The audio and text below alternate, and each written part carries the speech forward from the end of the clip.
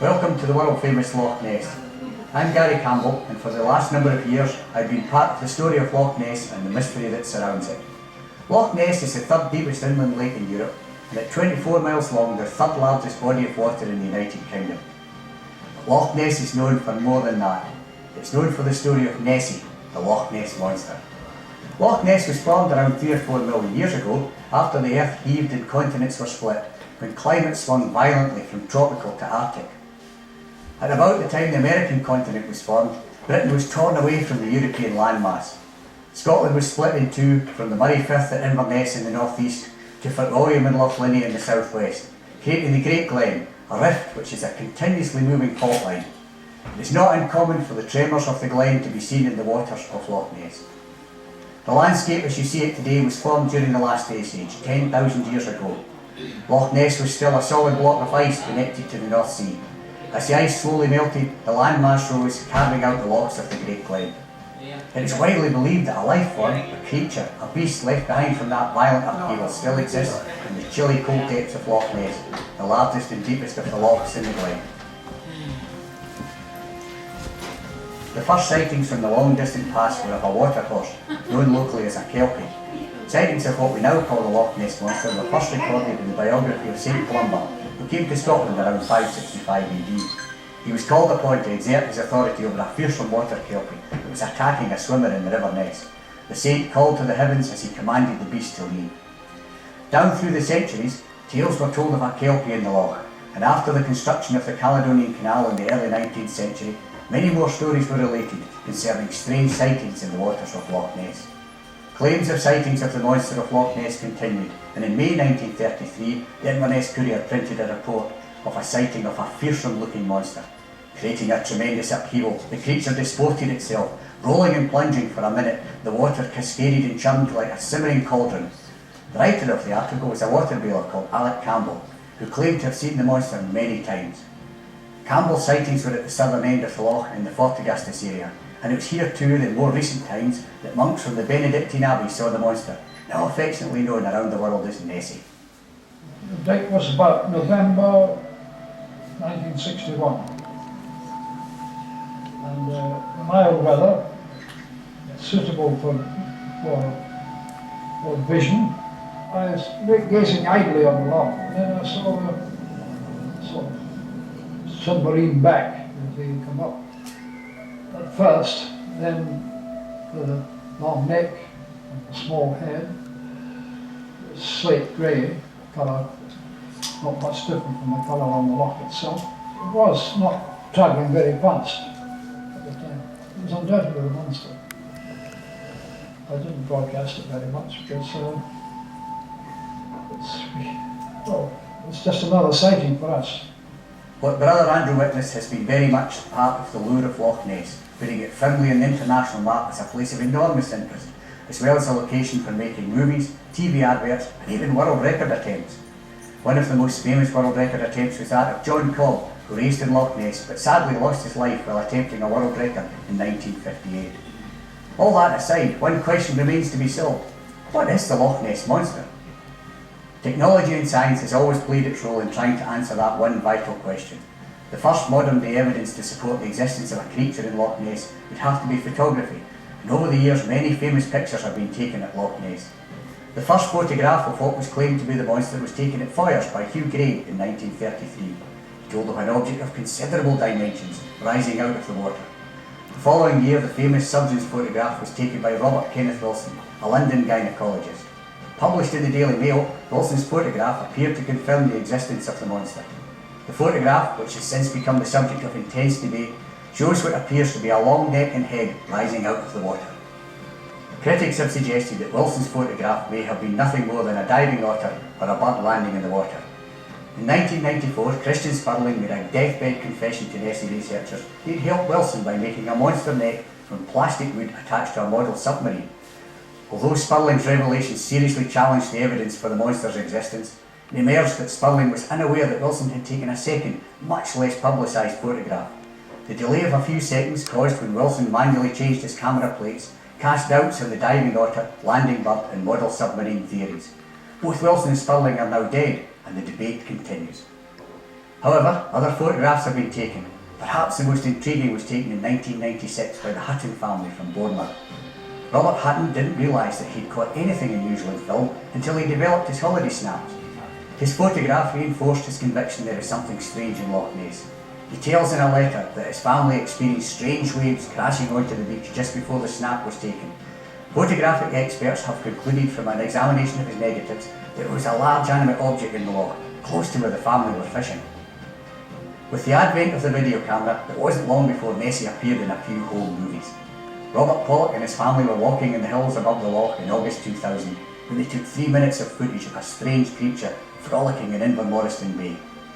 Experts have confirmed that it is not a seal, otter or any other creature known to man.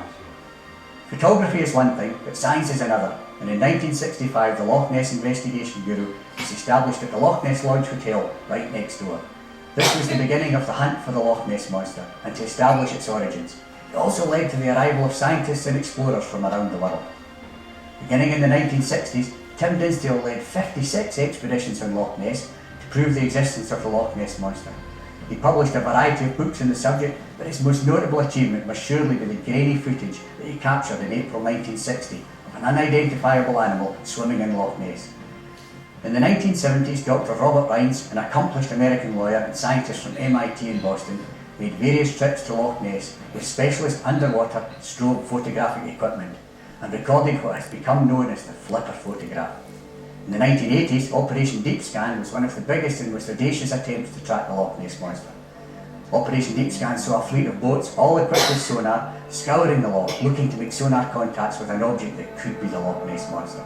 In 1994, a Discovery Channel expedition recorded strange sonar contacts, and in 1997, Robert Rines returned to the site of his famous flipper photograph, only to return home empty-handed. In the year 2000, some Swedish monster hunters arrived and recorded hitherto unknown sounds deep down in Loch Ness. But all this just adds to the mystery. One problem remains. There is nothing to date that has been able to explain all the sonar, photographic and audio evidence that has been gathered here at Loch Ness. In more recent times, one of the main researchers into Loch Ness has been Gordon Holmes, who has managed to record evidence of the existence of a creature in the depths of the loch. Gordon Holmes has confirmed most sightings take place in the area of Uchar Bay, close to the historic Uchar Castle, where the sides of the loch drop quickly to a depth in excess of 750 feet. The deepest point of the loch, however, is a hole behind us here. At a depth of 812 feet, it is known as Edward's Deep. The hole is 30 feet deep and 30 feet wide. Not knowing what lives down there, it's become known as Nessie's Lair. So what could the Loch Ness Monster be? In recent years, discoveries around the world have indicated there are some possible explanations about the origins of the Loch Ness Monster. Recent thought has suggested that Nessie could in fact be a member of the shark family, one suggestion being that Nessie is a Greenland shark which lives at very deep depths, and Loch Ness would be an ideal habitat. It's possible that the various sightings of Nessie could be attributed to the existence of sturgeon in the loch, or perhaps even a descendant of the coelacanth fish family. But even up to the present time, Loch Ness continues to give clues as to what's hidden in its depth. Towards the end of last century, local man Richard White took a remarkable series of pictures. He explains what happened that day. I was looking out, as I think everybody does, to try and see the monster. I don't think anybody drives by without having a look. And this disturbance was unusual. It wasn't a normal wind just blowing around. As I say, the best description I can give of it, it was like vegetation bubbling. Not huge bubbles, but just a disturbance. And I grabbed my camera, which I always carry, and pressed the button and fired off as it transpired 10 shots. Someone had come behind me and sounded their horn. We stood and we looked, and we saw come up what can best be described as two black humps, one behind the other, and then one between the two. And they were humps. It wasn't a wash, because for a wash to be there, it would have had to have been quite long, and I've seen wash from the boats. And this probably lasted a minute, 2 minutes, it's difficult to say. Anyway, it went down, and I looked at the guy, and he was a Scot, and he said, that was an otter. And I said to many people since, that wasn't an otter, Paula. At 400 metres, that was no otter. So what about Loch Ness today? Technology still continues to play its part in identifying possible sightings of a creature in Loch Ness. In 2014 there were possible glimpses of Nessie taken from space and identified via Google Maps, putting Loch Ness once again in the spotlight. Loch Ness continues to enjoy a worldwide following through websites and pictures going viral, so have your camera at the ready. George Edwards is our resident Nessie expert here at Nessie Land, and is the longest serving boat skipper on Loch Ness. There is no doubt at all, in my opinion, about the existence of these creatures. I've had several sightings over the years. What I saw last August was something in the water which I can't explain. I would love to say that yes, it was a Loch Ness monster. All I can tell you is that it was something that I could not identify. I've spent an awful lot of time in Loch Ness. For the past 26 years I've been taking passengers out in my boat, searching for these creatures in the water, and every now and again you'll see something that quite simply you cannot explain. We've come out here this morning, we've had a report of a good sighting for some people who were driving along the Loch Side Road. We've come up to the spot, we've lowered the underwater camera down, we've used the down scanner sonar imaging, and unfortunately there was nothing in the area. But I don't doubt for 1 minute that people saw something this morning. If we make a good sonar contact, we can go over the spot and we can actually see the size and shape of the object in the water. Beside our castle has always been a good spot, but also a place called Edwards Deep, the deepest part of Loch Ness that I found in 1989, which goes down to 248 metres or 812 feet. Some people say there are caves down there. I'm not a bit dubious myself, but that's certainly a good spot. Even in recent times, I am continually hearing of new experiences and encounters with something in Loch Ness. A retired soldier wrote to me recently detailing how during an exercise in Loch Ness during the Second World War, the boat in which he was travelling struck something in Loch Ness. So will Loch Ness ever give up its secret? Or did St. Columba succeed in purging the loch of its monster? Or is the Loch Ness monster related to the coelacanth fish? Could the Loch Ness monster be the Greenland shark? Or could the Loch Ness monster be a sturgeon? Could the Loch Ness monster possibly be a line of seals or simply wavelets forming in Loch Ness, or even scythe waves? Could Nessie be a yet to be undiscovered species of fish? Or has a magic spell been placed over Nessie to protect her? Or is the water horse, the kelpie, the Loch Ness monster still there? Today this striking dark body of water, in its dramatic setting in Scotland's Great Glen, still holds people enthralled with its spectacular brooding beauty, and the chance that something even more wonderful still lurks within its depth. What do you think?